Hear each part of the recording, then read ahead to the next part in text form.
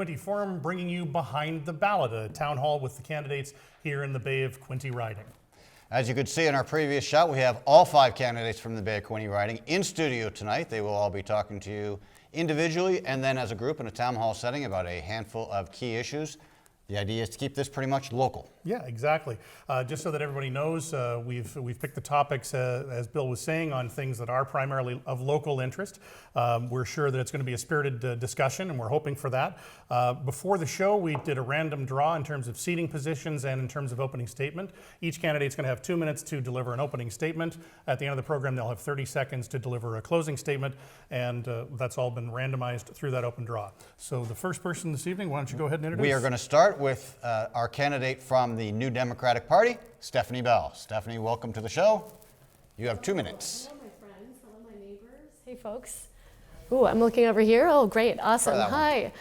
New to camera, obviously. It's not my day job, but I do work 3 of them. I am a server and also an aspiring bike mechanic here in the Bay of Quinte, specifically in Prince Edward County. I've lived there for about 25 years, and I can't seem to stay away. I love that place. I love the people, I love coming back, and I love that culture. And it's part of the reason why I'm running. It's also, as somebody in the service industry, I really like people. I like learning people's stories. I like learning what makes people tick, and I like acting on those things. So I wanted to make sure I could get to continue to serve people, I guess. Another one of the reasons why I'm running is I believe that we should have diverse voices in politics. So I think that we should have people that are of different socioeconomic background, gender, race, people who think differently. We need the vast spectrum of who we have in our society. We're complex, and we need that complexity at the table. The 4 main things I've been talking about, if you've been to any of the other debates, but even at the door, I've been talking about primarily what I think are the 4 main priorities for our area. So those would be climate action, affordable housing, pharmacare, and electoral reform. Climate action, because we need to act now if we want to have a significant impact and make sure that we're mitigating the changes that are coming down the pipeline. It's so important. Affordable housing, because in our area, it's seriously a crisis and a problem, and we need to deal with it now so that you can afford to live here. Pharmacare, because if you need medication, you should get it. And electoral reform, because at this point, you deserve that system. It's 2019. We deserve to have a modern electoral system that works for all of us so that our votes count. Thank you so much. Thanks very much, Stephanie. And so second up this evening, we have Paul Bordonado from the People's Party of Canada. Paul, welcome. Good evening. My name is Paul Bordonaro. I am the Bay of Quinte candidate for the People's Party of Canada. I am 66 years old and reside in Carring Place. I am single with 2 sons and 10 grandchildren. I'm very proud, excited, and honored to be part of the fastest growing federal political party in the history of Canada, a country that has only been governed by 2 political parties in our 152 years. I feel that the last several governments in power have lost touch with ordinary, everyday Canadians. Our party leader, the Honourable Maxime Bernier, believes now is the time to do politics differently.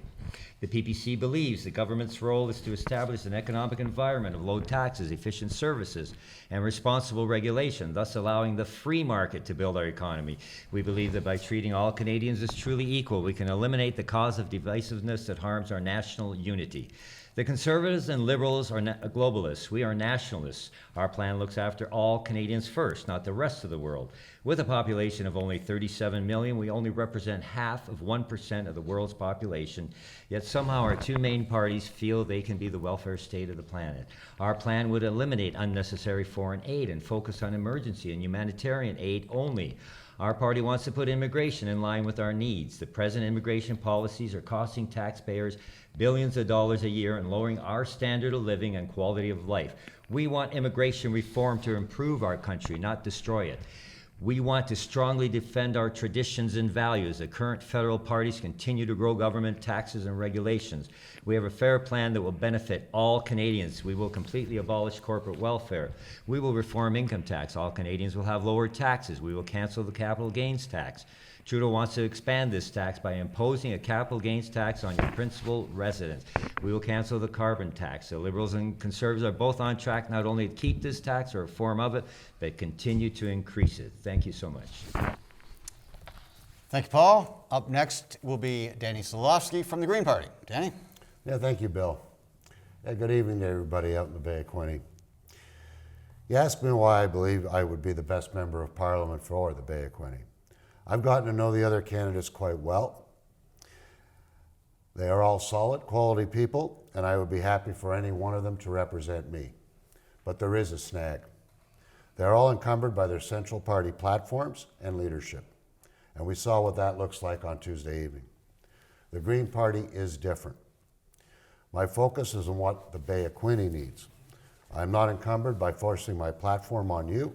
I am here to represent you in Ottawa, not to dictate terms from Ottawa to you. Do not get me wrong. I'm very much in alignment with our party platform. All Green Party candidates are. But you can override that. My first priority is to represent you. Let me give an example. Affordable housing. We have to solve this locally. We decide among us how we want to solve it. I then go to Ottawa and get what we need to make it happen. Our housing needs are different than in Toronto or in Vancouver. Lumping it all into one national solution makes no sense if we want to get it done. We decide among ourselves what we need. Another, climate change, global issue, but how we solve it here can be different than anywhere else. We can agree on what our own solutions, and my role is to press Ottawa for what we need to get it done. As a Green Party candidate, my role is to take your voice to Ottawa for what you need. And I have the support of 337 other candidates that will back me up to do it with. With me, your solutions flow to Ottawa. With the others, they flow solutions to you. If the others here had the same approach, I would likely not be the best one. But their hands are tied. It is called local representation, and that is the backbone of the Green Party, representation. Thanks very much, Danny. Another candidate here this evening. Tim Durkin is here from the Conservative Party of Canada. Tim, welcome. Thanks, Glenn, and thanks, Bill, as well, for having me. We've gotten to know each other pretty well over the last couple of weeks, and we were talking before, Neil and I were trying to think, how many of these debates have we done so far? And I think we're right around a dozen or so. What that allows us to do is really talk about the democracy, the things that we're focused on.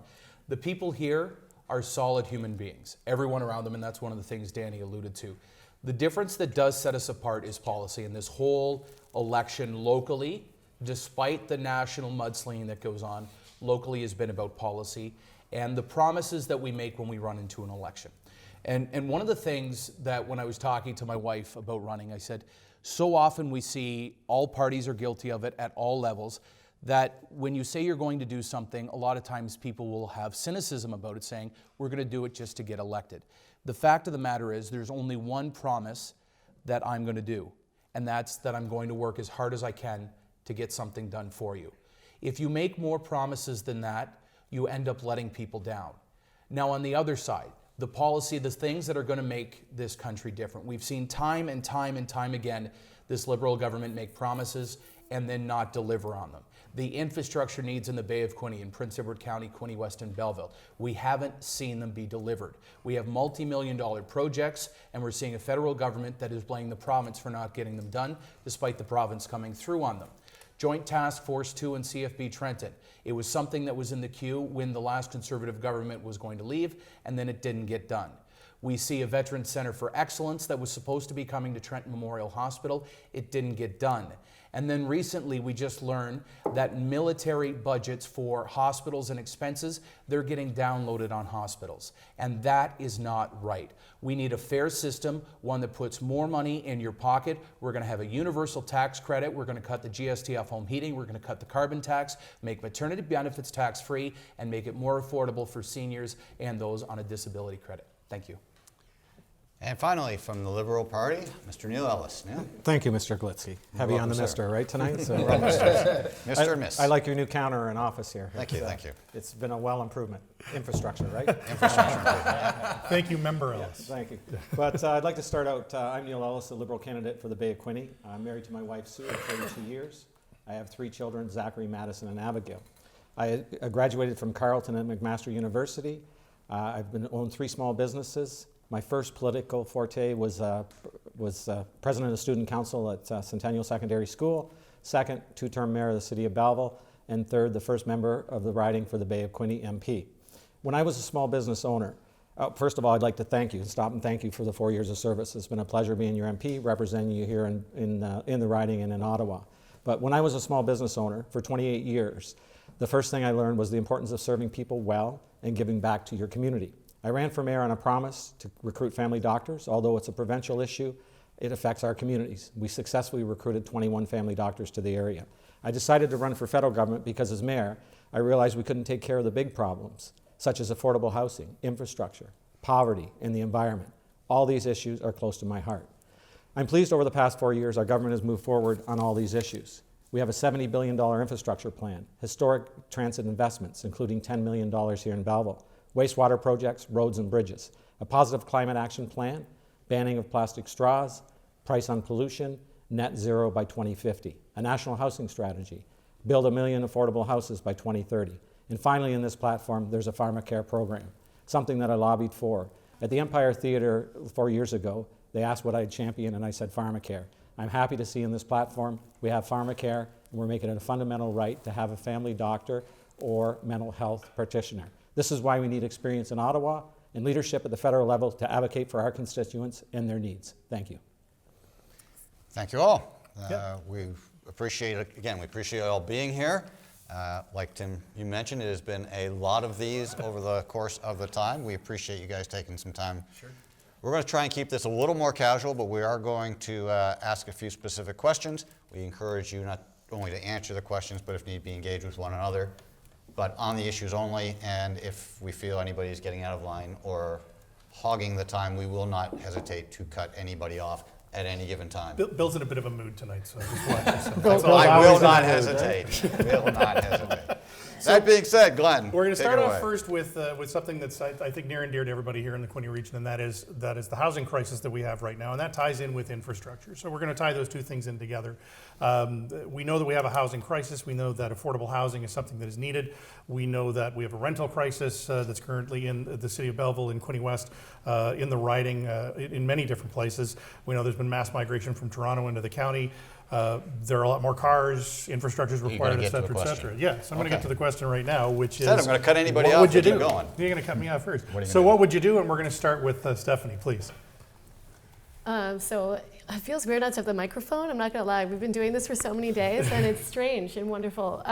Paul's got one if you need to borrow this. I know, right? Yeah, no, it's strange. Anyways, regardless of that, our plan so far, what I've been talking about a lot is we have a larger plan called the Green New Deal, and we're calling it the New Deal for People, and it engages on this issue specifically because we know that with climate action and climate change that we need to address all issues at the same time with climate change in mind. So we want to build 500,000 new affordable units and make sure at the same time that they're super energy efficient, that they're even carbon neutral if possible, and then retrofitting all as many homes as possible to be carbon neutral, because we have to make it more affordable for people to use their energy or to not to be able to live in their homes, I guess, essentially. And so we know that those issues have to come hand in hand because at this point, climate action is so important.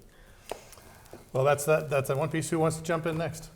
Paul, Paul, go ahead. You don't have to put We'll your go in hand up order here. for It's a not while. school. Yeah, It's We'll okay. go in order for a bit. Ooh. Affordable housing is one of those reoccurring issues, and I say it's about 40 years. And how do I say that? I actually wrote a report on housing almost 40 years ago, and I presented it to the Minister of Housing for Ontario, who accepted it and thanked me, called me personally. It's still a problem today, which shows the mismanagement in government. They're too slow to act. On a local level, we can look at Quinte West, our local government that bought the College Street Public School. It'll be 2 years this January, and it's still up. They've issued a demolition permit. They are so slow to act. And I can tell you something. There are plans somewhere that would have adapted to that acreage. I think it's 4 acres. And if I had the plan, if I was dealing with this, we would have had something built already. So the inaction and the mismanagement of government has to stop, and that's why I'm running. Okay. Danny, Danny, you talked about a plan as well earlier. Yeah, affordable housing is, it's a different situation across Canada. We cannot really focus on a national affordable housing plan because it's so different in every one of our communities alone in the Bay of Quinte as it is into Toronto or Vancouver.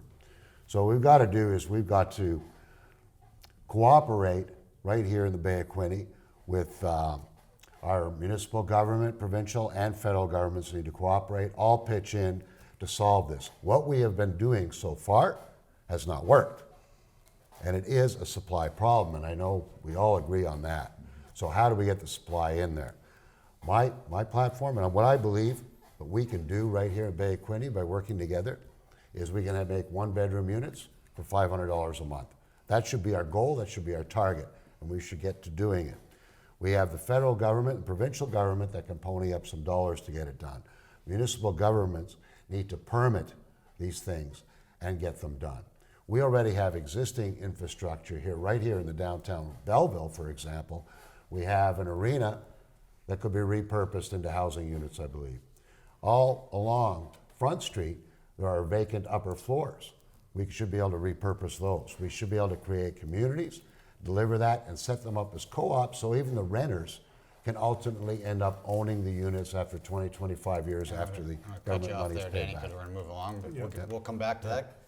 Tim, what's your priority looking at doing? Yeah, and there was two interesting things that Danny said there.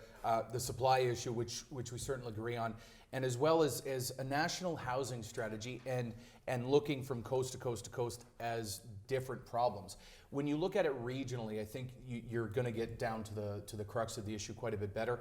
And the fact is that the municipalities deal with these builders right at the core. And with the cost of land right now, we're seeing this when you're going in to purchase a swath of land and you want to maximize profit. That's what business, that's what capitalism does. But if there are ways to make multi-unit dwellings, sixplexes, or apartment buildings and condos more lucrative for the builders, that's where the government can come in, and it's all levels of government, is something Danny had alluded to as well, and Stephanie and Paul too. One of the difficulties we have right now is that the infrastructure costs year over year, they're going up 8, 10, 12% because the builders, there's so few people in the trades that they can pretty much name their price and they're going to get it. And we see that if these delays happen over 5 years, 50, 60% of some of these costs, and we're seeing it with municipal projects as well. Mr. Ellis? And I just want to touch on what Paul said. The federal government got out of housing in the 90s, so there hasn't been a lot of new builds or repairs over the last 30 years. We're the first government to come back with a national housing strategy. So basically, it's investing in communities. So far in the riding here, we've had over $5.5 million invested in affordable housing, about $1 million invested in a homeless strategy with Hastings County. Is that enough? No, there's such a shortage of affordable housing because the governments have been out it for so long. But our goal is by 2030, I believe, to build 1 million homes. I had actually an investor phone me today about our program and is interested in building affordable housing here in Belleville. So there's lots of investors. We do help them, and it's geared to income. It's a matter of getting more boots on the ground, getting more built, but there's an awful lot of business people around Belleville that have a heart and feel for community and are interested in investing in affordable housing. So it's going to take a while, but the money has been coming. Well, and you raise a very good point, which is and one of the things that I think that we see an awful lot of is there's just a frustration with the amount of time it takes to get things done. So what are the things that could be done to accelerate that process? Because we talk about the different pieces that are here, I but mean, how our do we make it friends happen here faster? have been talking about just relying on the private sector to deal with this, but so Yes. far that has been very slow. And money getting down to the municipality, I mean, the number of committees that they have just on affordable housing within the municipality of Prince Edward is insane. And the talking that they end up doing, and then hoping that these developers are going to do it for us is It's just not gonna not happen. reasonable. It's not happening, Well, and that's we a need good to, point. we need to It's not do it in a gonna public way. And when you're talking about regulation, we've seen an extra 4,300 pieces of regulation and red tape that have gone in since I'm 2015. not talking about regulation. Well, when you're at different levels, the regulations and just getting the money But from you're still federal talking and about provincial and developers municipal. relying on developers to do it for us at those rates. But and they're hoping getting to make stopped. profit off of Developers, it. they're getting Developers- stopped. Developers haven't done it for the last 30 what they years. make the Yes, most but they're money getting on. stopped. You Why added focus on 4,300 higher? pieces of We regulation, didn't and have every one of 4,300 these. pieces The of problem. Look at the problem- numbers. It's 4,300 pieces of regulation from 2015. Ontario Let's Building cut Code. through You got the this Ontario Building because Code. the reality is, despite what anybody ever says, government is not going to build enough houses on their own, and developers clearly are not going to build low-cost housing And we don't on have their enough- own because there's no profit margin. we don't in have it. enough So skilled who's tradespeople actually talking to build about them? working with both sides of this to make it happen? All three levels of government have to work together. Absolutely. And how do you make that happen? Required, we need to recruit tradespeople right out of school, all right? Get them set up to be contractors in their own jobs and give them all the work that they can handle. That's how we got to do it. We cannot count on those developers to do it because they are going to go to where the money is, which is the high-end homes. And the Therefore, tradespeople, and then all there's the such other a people are shortage. left behind, and we don't get the Paul? affordable housing supply solved. I've been a manager my whole life and operated a few businesses, small and large. And the problem is when you manage something, you have to be hands-on. I've learned this. If I was a member of parliament, I would be hands-on. I would follow the project from beginning to end. There's a very complicated process. The money goes to Hastings County, they take care of it. I think they're taking care of this College Street Public School. So that's what you need. You need an MP that stays in contact with projects, not just hand the money over and go to church on Sunday and pray that they'll do a good job. Well, I mean, I needled you about this last night, but I'm going to do it again.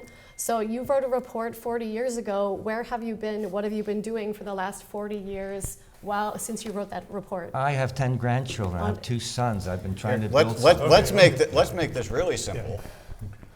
Habitat for Humanity just celebrated World Habitat Day. Yeah.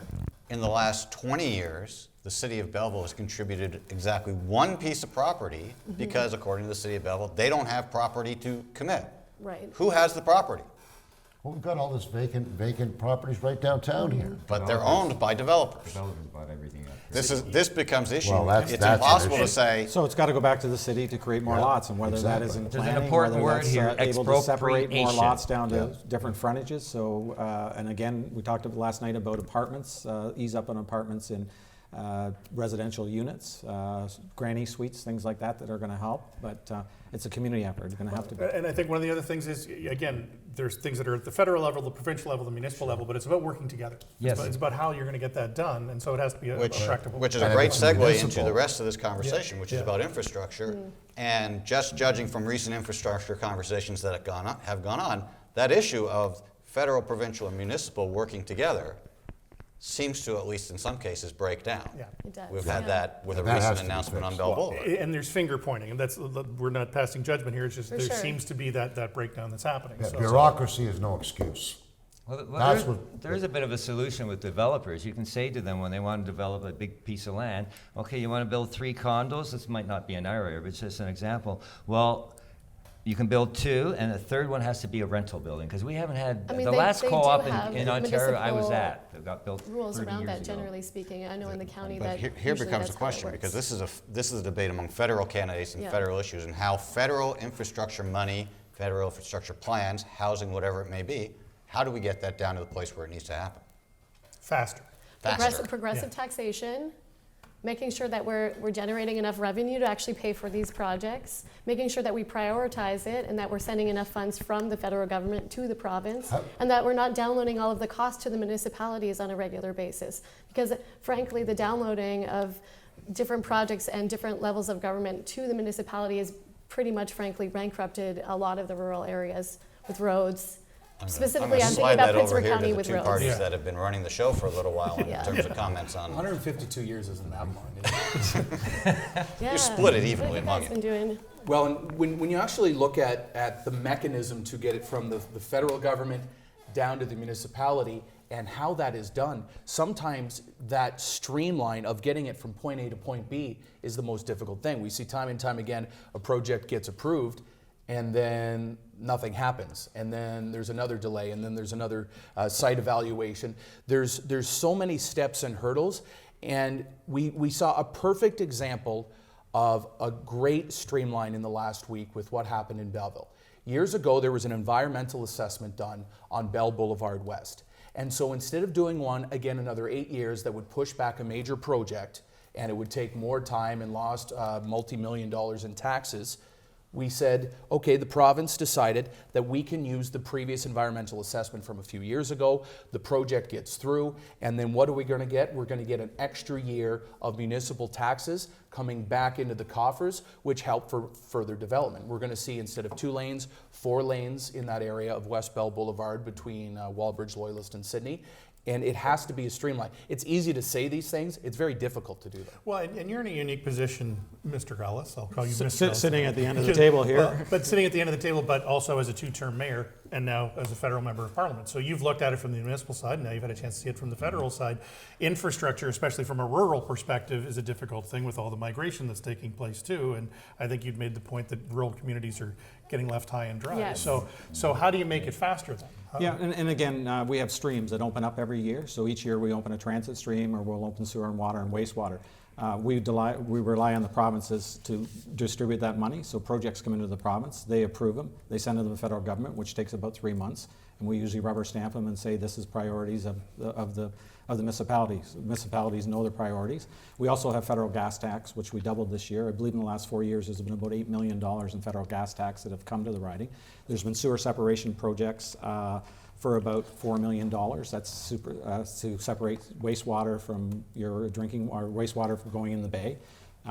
So there's been money coming. Again, we also not only support the city in infrastructure, but places like Loyalist College. There was over $1.8 million donated to Loyalist College. Plus, we own a lot of infrastructure in the community. The Trent Canal, for instance, historical Trent Canal. We're spending about $900 million on restoring the Trent Canal over the last couple of years. The Dam 1 and Dam 2 in Trenton are being done now. But we have to take a look at municipal infrastructure, plus we look at human capital infrastructure. So when you look at human capital, it's about investing in businesses and investing in employees, investing in training. So all these things are federal government things, and all the things we do in the community. But a lot of them are unknown because, again, the federal government relies a lot on province and municipality to distribute the funds. I think we have to take a break. Yeah, I think that's what we're going to do. Take a break? That was a good first conversation, Yeah. but we're going to take a quick break. We're going to come back and talk about flooding. Flooding. We're going to talk about flooding Water. in 2014, and we will hopefully get to Veterans Affairs and CFB Trenton. And I'm being told that I should keep talking. I love this. We can all talk. We can all keep talking? Well, then I guess we'll just keep talking. So we're not taking a break. I guess we're not taking a break. Excellent, good, then I'm right Actually, back well, at it. Danny talks more about housing. Well, 'cause- rethink, yeah, we're right back on the We're going housing. really We well need to rethink how we're doing it because it is not done.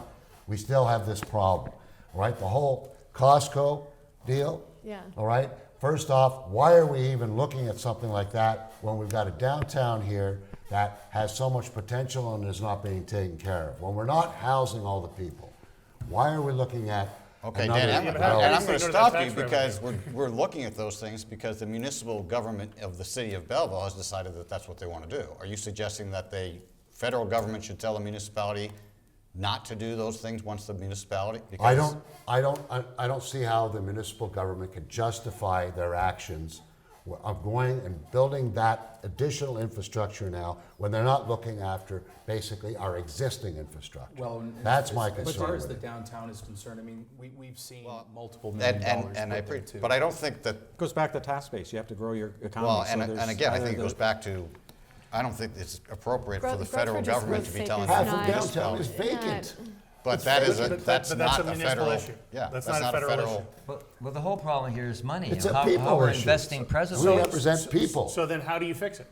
You've got how to do get you the help the government, you have to municipalities get fix that? all the three levels of government working together. There has to be I cooperation. don't think telling That's how you the gotta one do level it. of government they're wrong in what they're prioritizing is working together though. Yeah, because as Well, then it goes back to the voters to decide on what kind of elected officials you want. but as Mr. Ellis was saying, it starts with the municipality that gives it to the province, that then gives it to the federal government. So it's a bottom-up strategy. Are you recommending that it reverse and become a No, top-down? I'm recommending it's a people strategy. I'm recommending that I all think what levels Danny work could together, almost be outline the problem, saying and here- solve the problem. Almost what he could be saying here is that we need to have some leadership and a broad plan. That doesn't mean that the federal government is controlling those projects, but that they have a plan from the top down of what they think they want to see the country to be doing. So they want at large to know, they kind of have an idea of how the country is moving forward. We want to be motivated, we want to work together, and these are the types of projects that we're looking at.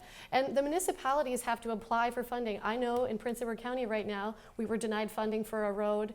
It was Clausen Chase, and we were debating about which road was going to be better to apply for, and they couldn't meet the Province denied criteria. that. Yeah, so I know, but what I'm saying is if we put out criteria that say at large, this is what the kind of projects we're willing to fund, and then that's the money that we send to the provinces, they will have proper funding from the province to delineate to the municipality. But until we fund climate action correctly and housing correctly from the federal government, we won't have those projects available to Well, us. and You that can't was, that was the accept point I was bureaucracy going to as an try and make, excuse Stephanie. anymore. Thank you for Yeah. making it. Is I was going to say, I think the federal government has bigger issues to deal with than whether we put a Costco on Bell Boulevard in Belleville or not.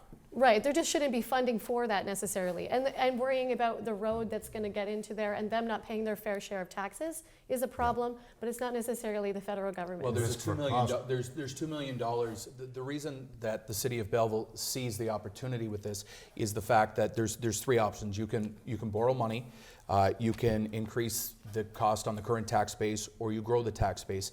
And I believe that current piece is about $2 million. But that's an entire stretch of road. That is an anchor store, but it is an entire stretch of road that we're going to see gas stations and grocery stores. We're seeing more hotel development. Danini just had their grand opening. There's a number of local businesses that are going to benefit from that. And as far as the municipality is concerned, I think, like you guys had alluded to, the federal government should be listening to a grassroots approach where it Yes. starts at the bottom, and the municipality is the closest government that relates to people, and this grows revenue for the city, and it is a good thing because it's going to bring hundreds of millions of dollars into the local economy. We already do. So I mean, the municipalities apply for the application on merit base. So they do the application format, apply for the funding. And so we take what the municipalities want. So I mean, we don't put projects in front of the municipality and say, here, do this. It's their projects that move forward. But there's But we no need to federal talk. approval on Yeah, this project. But we need to talk I'm about hearing- what happened. Why is there an infrastructure deficit? And what's happened is cities have not managed themselves properly. So you know, you're asking the federal That's not true, government. though. I'm because hearing that we have a we're- housing we're- problem. And we are going to wrap this That's- up because this time we really are going to take a All the break. The guy just infrastructure- walked in, you can't see the stuff, but he You just can't said, see, yeah, he we're walked going in, to do and this. now That's you're why really we- taking a break. So we are going to take about a 2-minute break, and when we will then come back to Behind the Ballot, hosted by the Quinte Forum right here on your TV. Quinte, we'll be right back. Stick with us.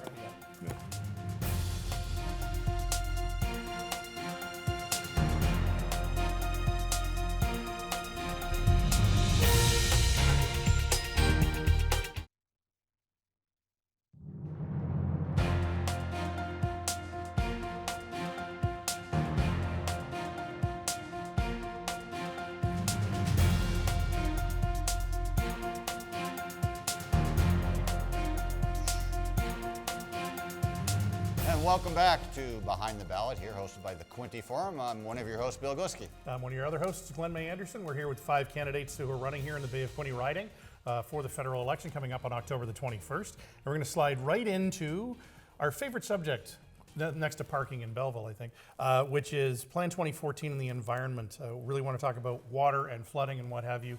And we're going to go in a reverse order than we did the first time. So, Mr. Ellis, you're going to start off. Let's talk about flooding. Let's talk about the environment and what the Liberal government would do. First of all, it's terrible that we've had flooding in the riding, and my heart goes out to everybody that's been affected. But as mayor, we went through the flooding in Thurlow, and I can tell you, when water comes, there's no way of stopping it. So the International Joint Commission, I've met with them. I disagree with them. I think the plan should be scrapped. There's a group of mayors that have got together. You see American politicians now, a group together with the force of trying to cancel this. There's a lot of interconnected and complicated things with it. The IGC is saying that it's not their fault, that it would even flood under the old plan, which I disagree with. They are hiding behind it. I think it's time to take action. We've talked about trying to change the board of the ICG. But again, it's going to have to be a group effort, and you know, hopefully they can get the water down in the winter. They do have a plan to let the lake down.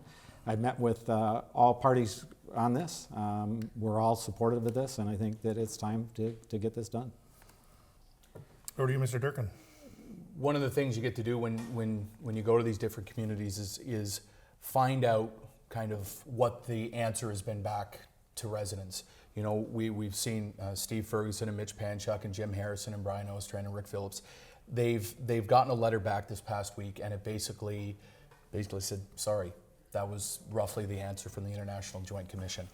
And one of the things, when I was talking to one of the water people at Quinte Conservation, they said this has been kind of 3 different pieces of terrible all at once.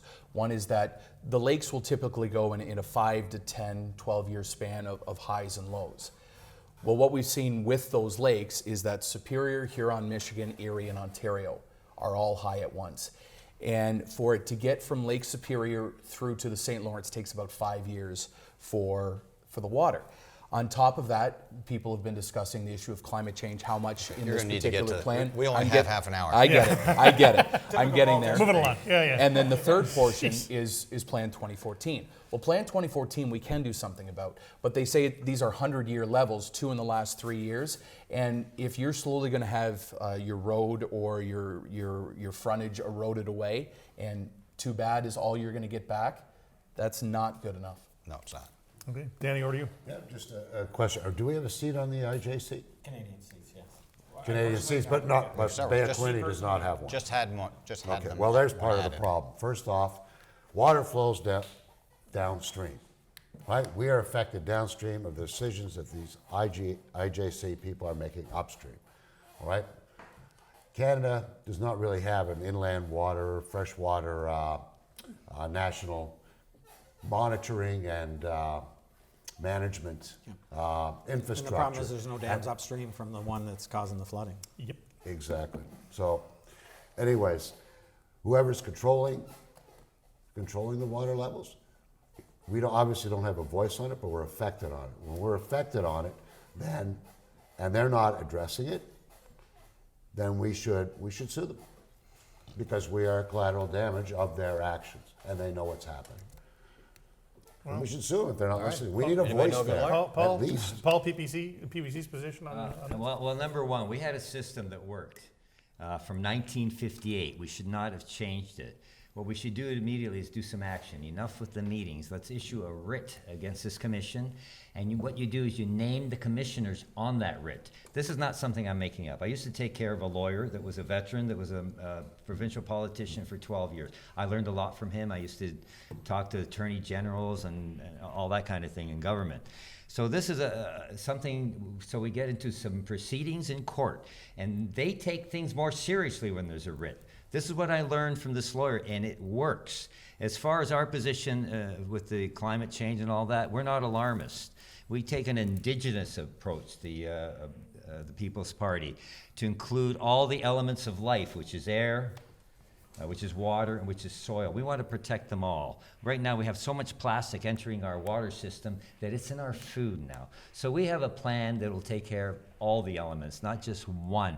Just focusing on that one where Greta is this poster child for some group, who knows who they are, infiltrating. I'm in that group. Okay. Okay, that's Okay. right, that's right, that's right. There is a group. And they're stealing people's money with a false carbon tax. Okay, so let's go over to Stephanie and then man. jump in. Already? Yeah, So jump many in. things to unpack there. Not enough time. Let's start with 2014. Oh, right. Yeah, I've been advocating for this issue, around this issue, that I think that we need to have proper public discourse. I think that making sure that everyone understands why this is happening, the public at large, is super important, because you should know why the change in plan happened. We don't know at large what that reasoning was. Some of it was economically based, some of it has to do with infrastructure. There's hundreds of lakes involved north of here, around the Great Lakes. It's not just the Great Lakes. And there's infrastructure on those smaller lakes that maybe they were trying to save money on, and not having to move those little dams anymore. So there's things that we need to talk about as a larger group, and if you have been affected, you should be compensated. But we also need to make sure that we're having a discussion around whether or not people are building in places that are technically floodplains. We need to be honest about that. And so that's why we need to have public discourse. My friend here says we shouldn't have any more discussion. I think we should be having more, because you need to be included in this discussion, especially as climate change is around the corner. We need to address these issues at large publicly. So let's talk about the frustration that people feel, which is Right. the last plan was in the 1950s. A whole bunch of Yeah. shoreline development took place. Sure. They make this change in 2014. You've got a lake that's 14 inches higher, and you can walk across the Moira River right now. Yes. It's the worst communications exercise I've ever seen. So what, at the federal level, if the federal government is going to be the leader when it comes to climate change, when it comes to issues like this, how do you explain that? How do you explain what's going on? The board was set up as independent, so you're independent of government decisions, right? Yeah. So I mean, it's to look at that legal thing and how do you break that board up. Again, that's beyond me tonight. Governments to see that. like doing that. But I mean, you can have discussion with the board and then delineate that to One of your the- public. So when you look at the water levels, as far as there's Lake Ontario and then there's the St. Lawrence River. The St. Lawrence River, on the other side of the Moses Saunders Dam, they have a max level that water can get to. There's no max level for Lake Ontario. 21 inches above now, and it could be another 2 feet later.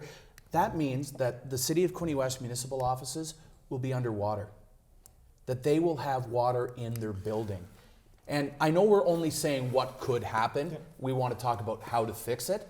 But if something, we were talking last night about the issues with the Phoenix system, and we said, well, we can fix small things, or do we scrap it?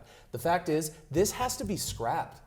This is not working. If you had a 66% fail rate in anything else, is that a pass?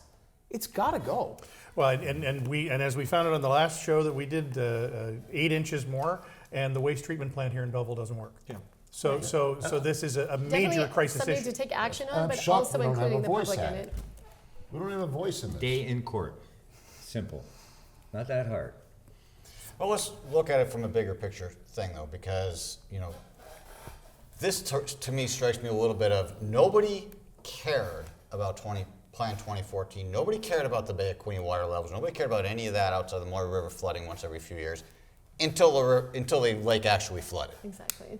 Yeah. This is entirely a reactive reaction to an issue that apparently has been building for years if it takes 5 years for this water to come through. Where is the leadership on these kind of issues going to come from? This is also endemic to the fact that we do not have a national freshwater strategy at all. We don't have a monitoring or a management system at all. It's all managed locally. And this is what happens. Water flows downstream. It always does. This is why there's communities without fresh drinking water as well. Here's the It's all situation same thing. Canada nationally finds itself in. Yeah. Over the last 3 years, Canada east of Manitoba has faced record water levels and record flooding, and Canada west of Manitoba has faced record heat and drought. So who is going to look after this on a national issue if it's not the federal government? Well, Right. they say But water some of that's this going to is be the climate next change issue. too. So, I mean, what do you attribute to climate change? Well, I'd like Oh, to we ask got Neil it. something. I'd like to ask Neil something. I'm not sure. How about the local conservation authorities? Do they get involved with these water so, levels? I mean, Quinte Conservation on flooding in the Moira River and stuff like that are the lead hands. That's So why aren't they provincial. protecting us? That's what I don't provincial. That's understand. So provincial. Quinte Conservation, that's we provincial. do donate. Yeah. We do. So So again, it's another Cooperation place. If you're strikes not, again. if it's another place where if the federal government is not funding the province correctly, and passing taxes down to the province, then those things that are run by the province can't adequately do their service. So I think that funding, making sure that it's a priority to fund these projects like taking care of water, like taking care of our forests, like taking care of our soil, and making sure that we're having kind of bodies that are looking after that, as opposed to just hoping that people at large are going to do their part. They're obviously not, and there's some economic things that are driving people's choices. And Just real quick, Tim. Sorry, before we finish, one of the things I'm hearing from a lot of residents is they want to do something to protect their property, and they're being told by conservation authorities, absolutely not. This is an issue. What we're going to see is people rebel and possibly do things that could actually harm the environment because they say, no one's going to help me with my house except myself. So if I don't take this into my own hands, nobody else is going to help me. So that's going to become an even bigger problem. We have another issue we want to get to, and I want to get to. We only have about 10 minutes left, and I want to make sure, less than that, because I want to make sure everybody has a minute to close. So very quickly, since we've talked about a couple things that cross over that are federal, provincial, municipal, or federal, provincial, or whatever the case may be, let's talk about an issue that is primarily federal, which is Veterans Affairs. And Stephanie, we'll go back and start at your end of the table. The NDP and taking care of veterans. yeah, I mean, the NDP at large, I was thinking about this issue today, and we were chatting, me and my team, kind of about this, and what we wanted to get across to people is that we're a party that cares about people. So if you have served our country, you should get taken care of. You should be valued for your service. And so at every opportunity, we should be providing you with the mental health services that you need, with making sure that you're not homeless. You should have affordable housing. Again, that comes up. And so that we want to make sure that we're respecting people who are serving us and that we're giving them the utmost care that they deserve. Paul. Yeah. Well, just recently, our military has lost funding, so there's military people that might have to pay for their own tests in hospitals and that. And this is a result of neglect. And this is what I mean about mismanagement of government.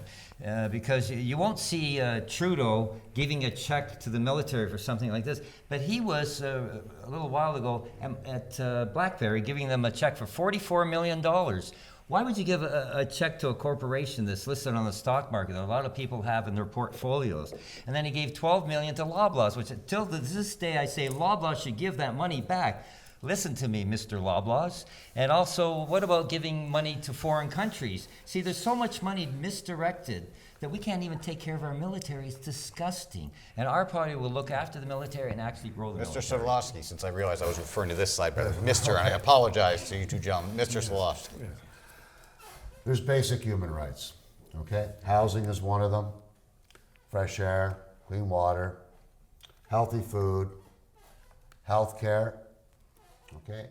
And a respectful ability to live your life.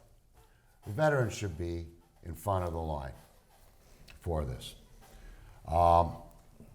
Whatever we need to do it. And healthcare, for example, I agree. It's also mental health. All right, housing. Again, this has come up. All right, we've got to start dealing with this. We've got to stop putting bureaucracy in the way, using bureaucracy as an excuse. We need all our levels of government to cooperate with each other, and we've got to solve these things as a community. We've got to stop looking for answers from Ottawa. We've got to find them here and then tell Ottawa what we need to do. We've got to define our solutions here and then tell Queen's Park what they need to do. Okay. We need to work at all levels here and start solving these issues. All right, Mr. Durkin. When you focus on priorities, you set aside what is going to be important to a mandate. We were told by this government that veterans would never be taken to court. We found out that was not true. And they feel betrayed because $10.5 million went to Omar Khadr, and now a prime minister has said that these veterans are asking for more than we can give. On top of that, we were told that any projects in the queue at CFB Trenton, they were going to stay established. They didn't happen. We were told there was going to be a Veterans Center for Excellence in this area. It did not materialize. And now we're going to be told that we're going to end veterans homelessness. And I have a concern when you get told things time and time and time again, and they don't happen, how do you stop? How do you still have faith in the process? That's what happened bad. What I want to say is we're going to put a focus on the process for veterans to get their money back if they have issues, and we're not going to stop their military funding, which is happening right now and going and costing hospitals and provinces millions. Okay, well, here's the incumbent hot seat. Well, the Conservatives closed 9 Veterans Affairs offices and laid off about a quarter of their staff to try to balance the budget. We've injected $10 billion into Veterans Affairs. We've started new programs like increased the income supplement, raise maximum pain and suffering, education benefits, so when you're done in service you can take a university or retraining to start a small business. We've invested in veterans. The issue is there's been a 30% increase for services since we've taken over. Again, increase in service because Afghanistan. Right now we're coming up to about, I think, 10 years on that one, so a lot of pain and suffering in that comes out after the service. We can do better on wait times. We're allotting, I believe, $42 million to solve the wait time problem. But again, we've invested over $10 billion that the Conservatives shortfall the veterans in this country. Thank you.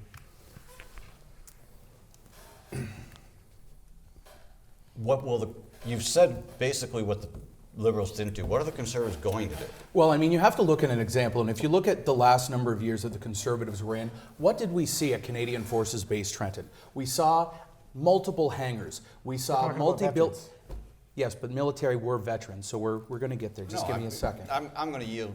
That's a good point. I understand investing in CFB Trenton. I want to know what's going to be done in veterans because everybody's investing in CFB Trenton. Because I would have been Mr. done Ellis by is now. right in the fact that you guys were the ones cutting the VAs in the first place. Well, no, VA offices. When you're actually But that's talking, staff and that's frontline that you have one in Trenton. you that talked, serves you veterans. finished. Let him, I'll let him talk. go. I interrupted for you. Let him finish. Yeah, so I'm getting it from both sides I'm here. just trying to burn through the time for you. Yeah, that's right. So when you look, you have to make an example. And the fact of the matter is the Conservative government put hundreds of millions of dollars into veterans, into the military, and I hear time and time and time again when I talk to veterans, you gave us what we needed to do our job to fight for this country.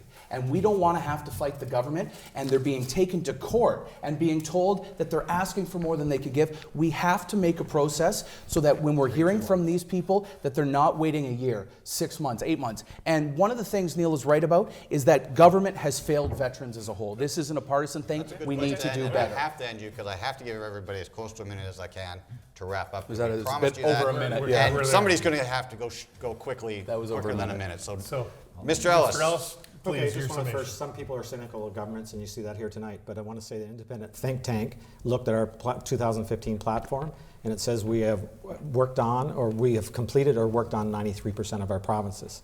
4 years ago, we did polling in the riding. The two main issues, believe it or not, were the economy and jobs were #1 issues.